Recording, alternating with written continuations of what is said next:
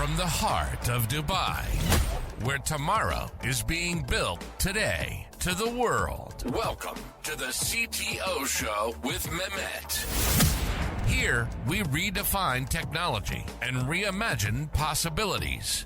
With Mehmet, delve into the riveting realms of AI, cybersecurity, and digital technology. Experience the thrilling highs and lows of startups. Immerse yourself in the spirit of entrepreneurship and witness the future of business innovation being written in real time. Now, without further ado, let's tune in and explore the future. Hello and welcome back to an episode of the CTO Show with Mehmet. Today, I'm very pleased joining me from the US, Ken Boyer. So, Ken, the way I love to do it is I keep it to my guests to introduce themselves. Just I like to give a kind of a spoiler to the audience that we're going to talk about a very hot topic, which is EVs, electric vehicles. So, Ken, a little bit more about you, about, your journey and what you're currently up to, and then we can start the discussion from there. Okay, great. I am a researcher in supply chain management. I've been teaching and researching supply chain management for 30 years. Before that, I earned a mechanical engineering degree, and my first car was a Ford Probe. So I've always loved cars, and today I'm here to talk about my book, The Electric Vehicle Revolution, 5 Visionaries Leading the Charge. That's great And I teach at Ohio State University, by the way. Yeah. Thank you again, Ken, for being here with me today. You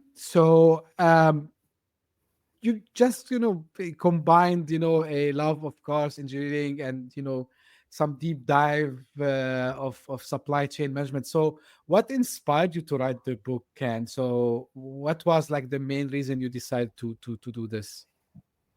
Well, there are really two. One is I have a very good friend who was the founding provost of a new university in Vietnam, who offered me a chance to come visit Vietnam on a sabbatical.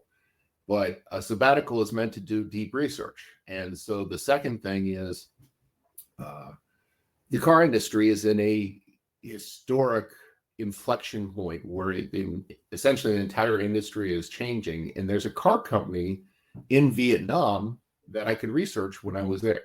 So we'll start with that company. My first visionary is Pham Vuong, who was born at the height of the Tet Offensive in 1968, which is when President Nixon essentially tried to bomb Vietnam into submission, and the Vietnamese resisted very strongly. But essentially, Vuong was born dirt poor, grew up without any resources, was very smart, went to Moscow to study, and started a company called Vin Group. He initially started making noodles in the Ukraine and sold that business for $175 million to Nestle in the late 90s, moves back to Vietnam, continues developing property, becomes Vietnam's first billionaire, richest man, starts a whole bunch of companies, Vin AI, Vin Mart, Vin Homes, Vin Schools, Vin University, and now VinFast. So they started a car company, which is what led me to write this book. Great, Ken. It's a nice always to hear the story behind it. So let's start to discuss the topic itself. So EVs, electric vehicles, everyone gets excited. Like it's a game changer technology. So from your perspective, and you've done like great work on that also as well, Ken. How do you see this revolution? Not reshaping only the transportation, but actually the global economy. Well, that's a very deep question. So let me show a picture of my book. My book focuses primarily on American car companies and VinFast out of Vietnam. It does include in chapter 2, The Gears of Change, a discussion of the Chinese car industry. But being only one person, I had to limit it somewhere. So, Mehmet, to your question, first off, I'll say this is indeed a revolution. It's a once in a century thing. The world is going electric. And particularly in the last year or so, what's become very scary to me is it looks like China is winning. China is selling over 50% of its cars are electric. China's infrastructure, supply chains, and manufacturing are set up to make electric cars. They're exporting millions of cars. Meanwhile, there's a pullback in Europe and the US for a variety of reasons, some of which are justified, some of which are not justified. But there's a consumer fear a little bit of electric cars. The reality is electric cars are a better product. Now, they need some engineering. We've had 100 years to do internal combustion engines. There are some things that need to be figured out about electric cars. But let me introduce my second visionary, Elon Musk. What many people don't realize is Elon Musk was not the only founder of Tesla. He was actually the fifth employee after Mark Tarpenning, sorry, I'm drawing a blank, Ian Wright, J.B. Straubel, and Martin Eberhard. And so they founded the car company on the premise that electric cars could be better. Musk came and brought money. And over time, he nudged the other four aside. They actually had to sue him to be named as co-founders. Okay. So finishing up to your question, electric cars are a better technology. Now, there's some things we need to figure out.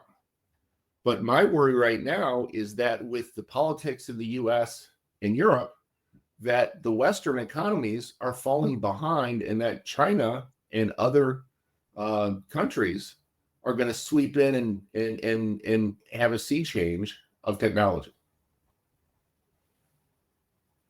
That's thought-provoking, I would say, Ken, actually.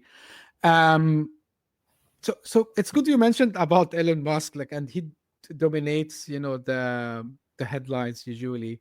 But in your book, I know you highlight some other ones, like who are they and what set them apart from of course, the work that Elon Musk have done. Great. So let's jump to Honda, which I call the nervous giant. Students of history can go back and look. In my book gives some history. It's a backwards, forwards look. Honda came to the U.S. By 1959. They were the world's largest motorcycle manufacturer. And they came to the U.S. starting in the mid to late 70s, first opening a motorcycle plant. And there was a study by the Boston Consulting Group and a series of strategy professors around the world studying strategy that coined the term core competence about Honda. Honda's core competence is its internal combustion engine expertise. So Honda came to America in the 70s and 80s. Their manufacturing plant is that way, about 40 miles from my house. They have the world's biggest plant for internal combustion engines in Anna, Ohio, about 80 miles northwest of my house. So the point is, and the reason I looked at Honda is there was a lot of angst in America in the 70s and 80s about the Japanese car companies coming in. A lot of politics, looks very similar to today. But what happened over time is there was a melding, and many of those car companies became very world focused. So Honda has huge operations in the US and Canada and Mexico. Toyota, that's one path where the auto industry can do that. As Donald Trump threatens tariffs, one path might be for the Chinese auto companies to build plants in America, employ Americans, just like Toyota and Honda have done. That's again thought-provoking, I would say. So talking about I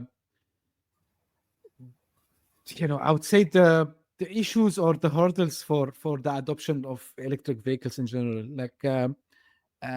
so is it supply chain? Is it people accepting these new kind of vehicles that they rely on batteries, not on gas, or is it, I don't know, is it the technology itself? So what are some of these challenges, and what do you think is the biggest one? I mean, kind of a threat for the momentum of the EV revolution?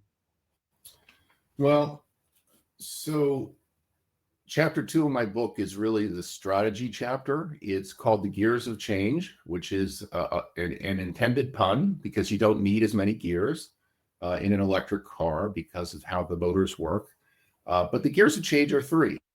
Willingness to commit is essentially marketing. Who are you trying to convince? What are you using to try to convince them or the people? China put in place huge incentives, both carrots and sticks, 20 years ago to move towards electric because China realized it couldn't compete in gasoline. The Europeans and the Americans have put in place those incentives. President Biden's Inflation Reduction Act has huge incentives and has created investments in both red and blue states that voted for Trump that are actually getting more of the dollars for the investments to build more of an American supply chain. So willingness to commit is 1 gear. Ability to profit. Somebody has to make money. Somebody has to pay for things. So what a lot of people don't realize is that Tesla is only here because it got help from the American government. It also got help from the Chinese government, the California government. In 2008, it got a $465 million loan from the Department of Energy. Without that, Tesla wouldn't exist. And then the 3rd gear is transforming the supply network, working across suppliers to build a new thing and forming partnerships. Just yesterday, it was announced that Nissan and Honda are considering a merger. And what many in the industry are looking at is that the car industry may merge to 4 or 5 global players, and that there's going to be a lot of shake up and shake out over the next few years. It's a big news, I would say, Ken, right? So having this merger would make them the biggest, I think, manufacturer in the world. Certainly would make them vault closer to Toyota. Right. So now, I hear from some people sometime, and I'm not the expert in this, that they say, like, yeah, we're trying to get rid of the fossil fuel, but we're using something which is like also a rare metal, for having these batteries, and we're kind of trading one problem for another. Is that true? Like, what's your take on that? Mehmet, it's intriguing. Everybody wants to find simple answers, and as a sort of recovering engineer, as a supply chain expert, the answers aren't always simple. Part of the answer is simple, but then you got to look at the details.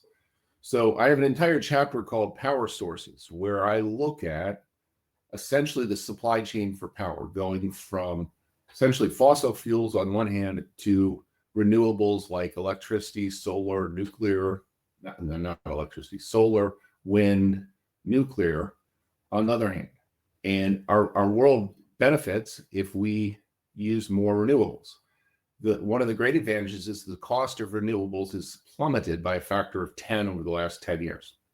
One of the big drawbacks is we have to store energy. The sun doesn't shine all the time. The wind doesn't blow all of the time.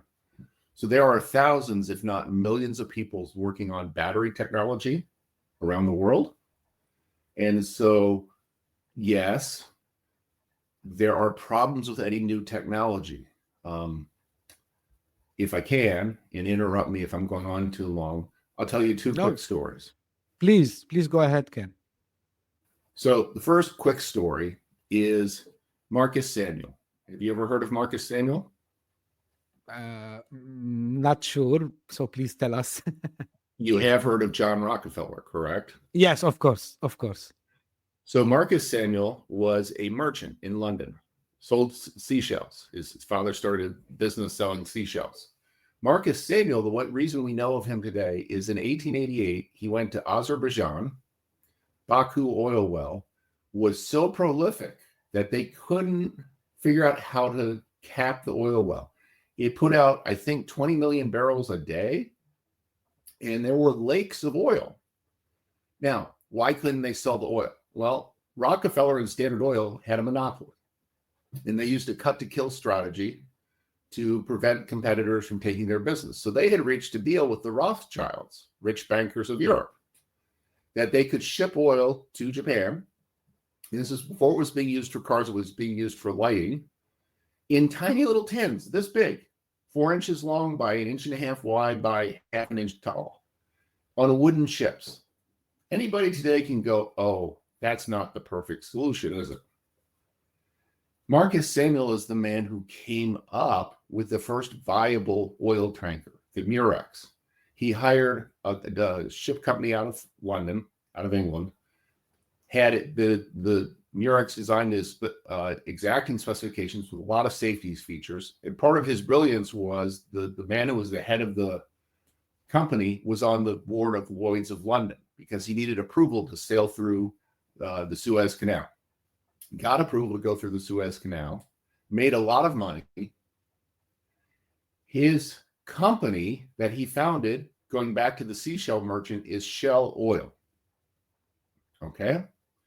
So the point of that story is we figure out better ways to do things, but sometimes there are, almost always, there are some unintended consequences. Okay?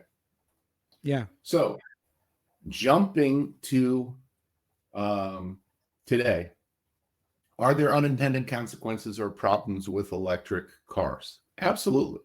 They require rare, hard to find and to mine materials.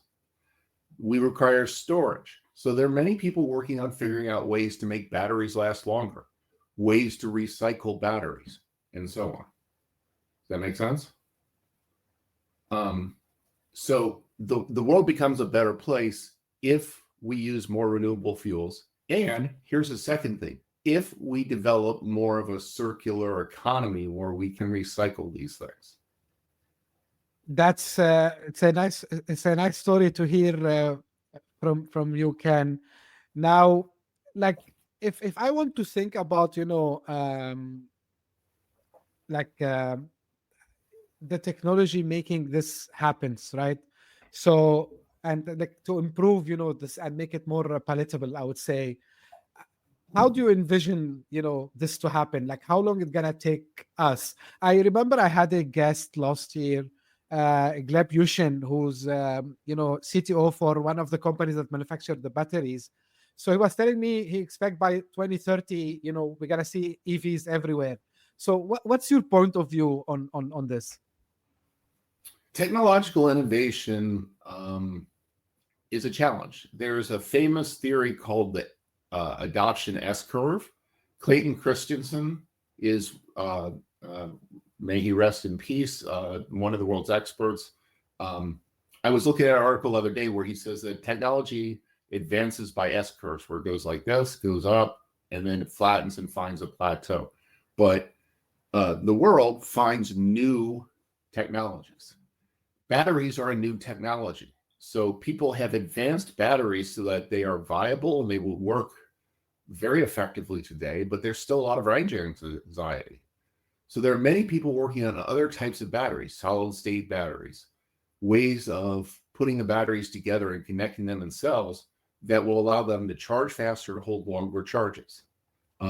I firmly believe that over time, maybe by 2030, like you say, maybe by 2035, we'll come up with much better ways of powering cars by electricity, which allow us to recharge much quicker.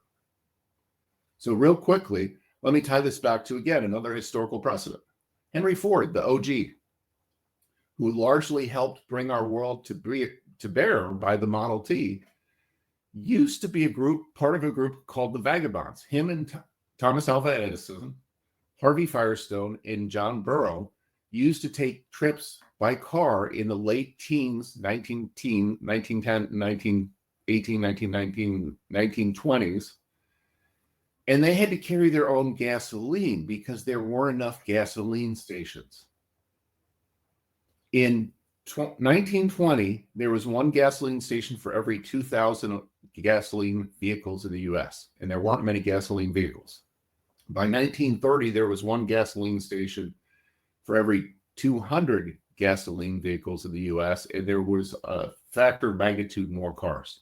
So there we know the egg caught up to the chicken. Now, one question, Ken, what is the role of governments, do you think, in making this viable? And what is currently being done the right way? What's currently being done the wrong way, and how it can be enhanced? That is a billion or $1 trillion question, Mehmet. Governments are absolutely essential. Chapter 2 of my book goes through what the Chinese government did to spur this revolution. The Norwegian government, I'll give another example, has been very supportive for people of a certain age, roughly my age, who know that the band Aha, the lead singer of Aha, was part of a group of people that crusaded in the 90s to adopt electric cars. So they got the Norwegian government to put in place some carrots and some sticks to encourage electric vehicle adoption. Okay. Willingness to commit. You can market all you want, but you need government help to make this work. So right now, and I'm speaking directly to President Trump or any of his team if he's listening, the Inflation Reduction Act did some things very well. It put in place incentives to create and improve an American supply chain for the key ingredients for electric vehicles. We absolutely need to have that as a country. It also put in place a $7,500 tax credit to encourage Americans to buy electric cars. I hear that that is under threat.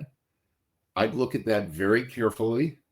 It does not need to be a permanent fixture, but it is a great carrot to get people to consider electric vehicles. At the end of the day, the technology will win out because it's better. But I think those government incentives are very, very helpful and important for the competitiveness of America. In Europe, the competitiveness of Europe. And again, any government in the world needs to look a little bit about where it stands compared to other governments. You mentioned something, Ken, about supply chain and about getting the materials and all this. So one of the things that people have this inception, I would say, is that electric vehicles are expensive, not affordable. So in that space, like, what do you think things can be moving forward to make really EVs, not being seen as something luxury, right? So people, when they think about Tesla today, they think about something luxurious, right? Chinese are trying to change this a little bit, but still, it's kind of like of these fancy stuff. So how this can be changed? And what is this? Are we going into this direction? We absolutely are. First thing is people are opportunistic. So many of the existing car companies tried to do what Tesla did, which is make an expensive car and pay their way towards making a less expensive car without feeling the pain of having to cut costs. That's not going to work. So Jim Farley, the CEO of Ford, a year ago announced that they had a skunk works working on developing a lower cost car. Battery prices are coming down. There are cars in the US that are beginning to approach the affordability level of entry level internal combustion engine cars. And the Chinese manufacturers are so capable. BYD has a car called the Seagull that it can sell for $10,000. There's nothing in America you can buy for $10,000. Even if Donald Trump put 100% tariff on it, that's a $20,000 car that's cheaper than almost any American car. And as they say, do the math. Again, not one of my visionaries in the book, but Henry Ford shows up a lot.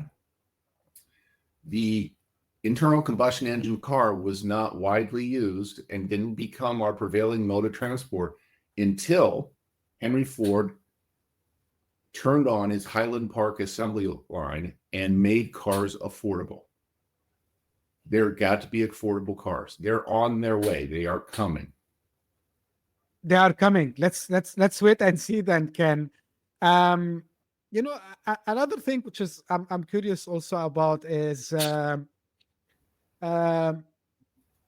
how are you? So we talk about a lot, from the US perspective, and we talked about the supply chain and how things are coming. So what with startups, international players emerging, do you think like we're gonna have also some fragmented market over there, or we're gonna have like just consolidated? Because we were talking about the merger of Honda and Nissan. So in the EV specifically, so how you perceive to see the market shaping from manufacturer's perspective? There's going to be some consolidation, but today there really is no such thing as a car maker that has operations in only one place. So going back to my book, The Electric Vehicle Revolution, 5 Visionaries. I'm looking at my list of visionaries and seeing which ones I talked about. I talked about Elon Musk. I talked about Pham Vuong, the founder of VinFast.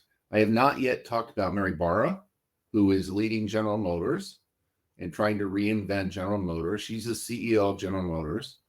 But I also want to bring in Jim DeLuca. Jim DeLuca was hired and recruited to go to Vietnam to help build VinFast when they started in 2017. They did not make any cars. So he went and helped build this company, partnering with BMW to use some of their technology. Mr. Vuong made the choice in 2021 to go electric and kill out sales of gasoline cars. That's either the dumbest strategic decision ever or the smartest strategic decision ever. He's a billionaire. I'm not. So, do the math. But the bottom line is, that's why one of my gears is transform the supply network. There are alliances across the world and across companies. Mr. DeLuca, by the way, is now the president of SEER, which is headquartered in Saudi Arabia, which is highly supported by Saudi Arabian's public investment fund. Lucid, another electric car company, has a large investment by the Saudis in the public investment fund. Right. So the point is, you can't point to a single country as the sole home of any car maker. You have to look at the relationships and say, okay, what is the DNA of these companies? Okay. And so part of what the Saudi Arabia is trying to do is transition to new energy. And yes, Saudi Arabia has a lot of oil, but if it can create technological know-how and make cars and do things like that, then it becomes a much more competitive nation worldwide in a variety of ways. Right. One question beyond vehicles, beyond the cars, like, because you're studying this, where do you see this going into other, because I asked this to my guest last year. So where are we seeing this other than driving cars? I mean, going electric and getting rid of the fossil fuel. It goes in a lot of areas. Aviation is looking at sustainable aviation fuel. Railroads is looking at, can they use hydrogen or electric trains? Many people have called it the energy transition. I want to introduce my 5th visionary just for completeness. So Rob Hansen is the founder of a company called Monolith Materials. Monolith makes something called carbon black, which most people have not heard of. It's essentially soot. It's the black carbon that comes off of, right now, the way it's made worldwide is you take petroleum and you heat it up and you take the carbon, essentially dust. And what this does is carbon black forms 30% of every automobile or bicycle or tire on the planet. The Michelin Man was white because the natural color of rubber is white. People started adding carbon black to tires in the 1910s to make them last longer. Carbon black also goes into paint, plastics, all kinds of different things. It's one of those ingredients that makes the world go round. Okay. So back to Rob Hansen. He and his colleague, Pete Johnson, and later a third founder, Bill Brady, founded a company called Monolith Materials because they found, with the help of Professor Laurent Fulchery, who is at the École de Marne Paris, which is not in Paris, it's in Cannes. Professor Fulcheree found a way, theoretically, in 1995 to make carbon black with natural gas, and it emits a lot less carbon dioxide. You can imagine burning petroleum is not good for the environment. If you take natural gas and run it through the right chemical process, it is much, 90% lower in carbon emissions. And it makes two products, carbon black and either ammonia, which can be used for fertilizer, or hydrogen, which can be used for electrical power. So Monolith Materials is in Nebraska. They've got their first production scale facility up and running. They're getting close to building a facility that will make 8 times as much carbon black in ammonia or hydrogen. This is another way in which we change the world. It's through recognizing that our world is a combination of chemistry and energy, and that very few of our products are made from a single product. And what we need to do is try to take every product we use and make it in a less bad for the earth way, and also try to recapture it at end of life rather than just throw it out. Right. So Ken, maybe I didn't touch on some of the chapters of the book. Anything specific you want to highlight that maybe I have missed on? Well, so 2 things. Circular economy, and this shows up a little bit in the power source chapter and in the tire chapter. The world does better if we can figure out a way to not go ground to grave or cradle to grave, if we can take ingredients and reuse them at the end of their life. Okay, so I'll give you one example.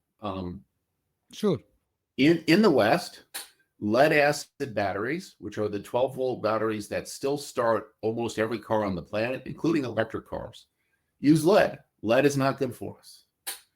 Because people realized lead was not good for us in a series of legislation, we have almost 100% circular economy to capture every battery and recycle that lead.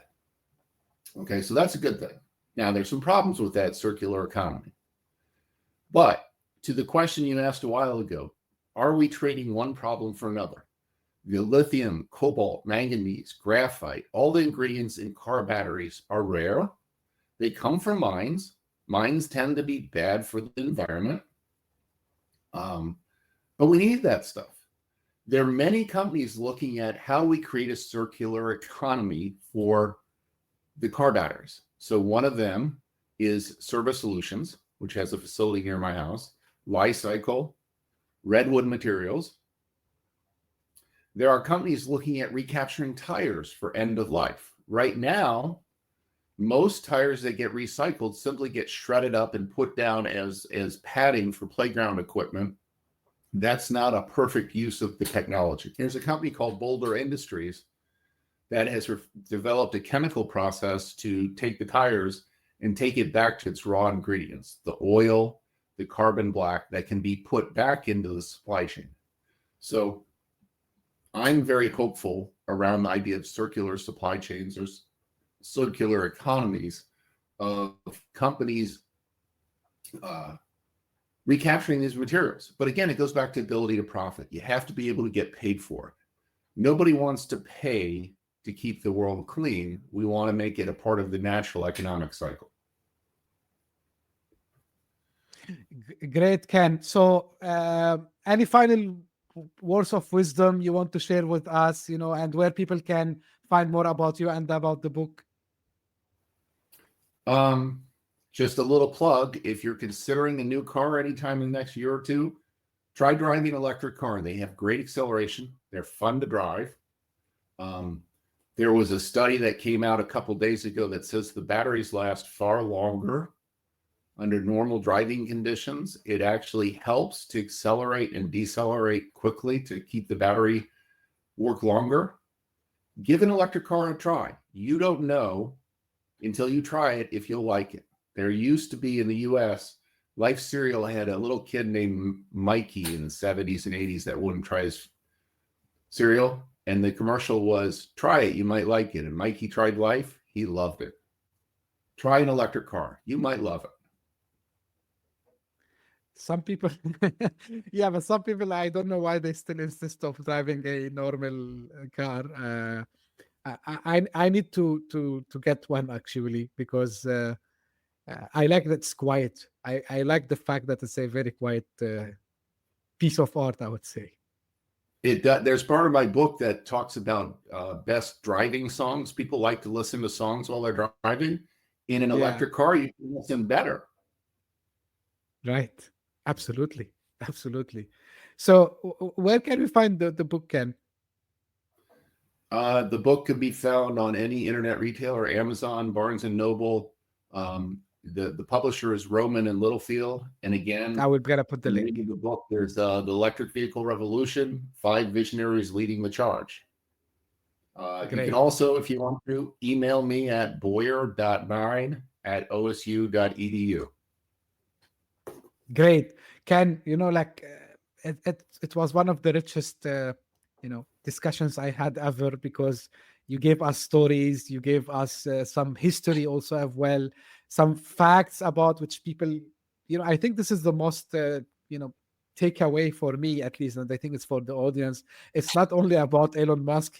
Of course, we can argue about the guy till the morning, but I mean, it's good to know who are the other visionaries also as well. So thank you for sharing that, and of course the future, how it looks like.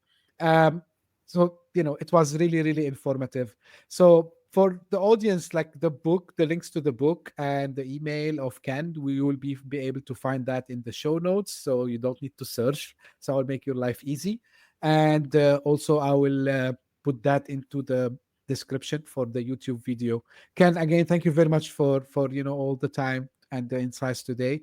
And for the audience, if you just discovered this podcast by luck, thank you for passing by. I hope you enjoyed it. If you did so, please share it with as much as people you can.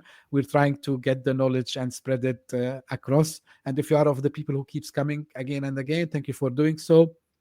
I really appreciate that. Thank you very much for tuning in. We'll be meeting very soon. Thank you. Bye-bye. Hit that subscribe button, share the show with your tech-savvy friends and fellow entrepreneurs, and leave us a review on your favorite podcast app. Your support means the world to us.